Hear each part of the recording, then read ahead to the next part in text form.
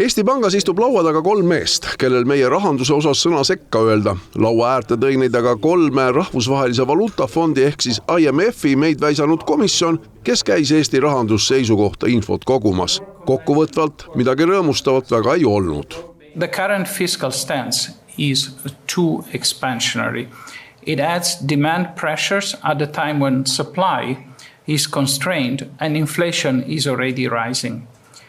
Without corrective action, fiscal deficits are expected to remain elevated and public debt will be on an unsustainable path. This is a concern.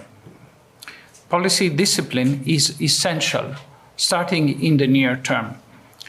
Broad-based energy-related support measures should be avoided as they are costly, they distort incentives. Päris pikalt Eestis viibinud IMF-i komisjon annab Eesti rahanduspoliitikale ikkagi suhteliselt hävitava hinnangu ja kõige selle aluseks on ikkagi riigivõla kiire kasv.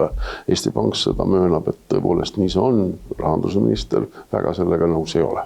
Erinevaid punkte, nii positiivseid kui negatiivseid, toob raport välja kokku 18. Riigi üldisest eelarvest rääkides soovitavad eksperdid tegeleda eelarve puudujäägi piiramisega. Praeguse poliitika jätkumine võib võla viia jätkusuutmatule rajale. Kuigi meil on võlatase jätkuvalt madal, see 25% SKP-st on rahvusvahelise öeldes väga hea seis. Aga mis on tõesti murettekitav on see, kui kiiresti see kasvab, et järgmise 5 aasta jooksul prognoositakse, et see jõuab kusagil 40% SKP-st, et me 10 miljardit eurot peame juurde laenama lähiaastatel. Tänase tempo juures kasvaks riigi võlg aastaks 2030 juba 20 miljardini. Sellest tuleb meile kõigile intressi maksta kokku 650 miljonit eurot aastas. Näiteks 2019. aastal oli võlg vaid 2,5 miljardit eurot. No ei ole ta hävitav midagi. Me oleme nii OECD kui IMF-iga tegelikult väga ühel lainel, väga nõus muredega, aga ei tasu võtta prognoose, mis lähtuvad siis kaitsekulude järjest tõusust kui valitsuse poliitika. Juba eelmine Eesti Panga president tõi välja vajaduse kõigi erakondade üleselt kokku leppida rahanduse jätkusuutlikkuse tagamist. Paraku pole sellest asja saanud. Eesti Pangana me tegelikult oleme ju ka teinud ettepaneku, et võiks parteide üleselt ja erakondade üleselt jõuda kokkuleppeni, et võlatase oleks kusagil, või et see võlg jõuaks mingise tasemeni, mida ta ei hakkaks siis enam ületama, ehk siis me lepiksime kokku, et meil eelarve defitsiidid ei oleks nii suured. Et ei tuleks järgmised valitsused, kes siis ei peaks ennast varasemast kokkuleppedest kinni, et püüdaks just erakondade üleselt sellise kokkuleppeni jõuda. Erakond, kes sellise leppega ise pole tahtnud kaasa minna, on just Reformierakond.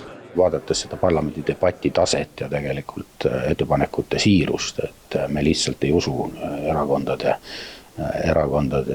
aususse selles, et see on ajalugu näitab, et ollakse kindlalt valmis ütlema, et väga tore lepime kokku, aga tegelikult kühveldatakse kulusid ja lubatakse kaotada makse, et need asjad ei käi kokku. Et ütleme siin kelmidega ei saa kokku leppida, et praegu ju millega minnakse valimistel on ju põhiliselt ju maksude kaotamine ja kulude tõstmine. Me ei saa sellisele asjale allkirja anda. IMF leiab kokkuvõtvalt, et riigi rahandus seisab keeruliste valikute ees. Samas pooldatakse kaitsekulutuste kasvu, kuid riigi kulud ja tulud peavad pikemas vaates olema tasakaalus.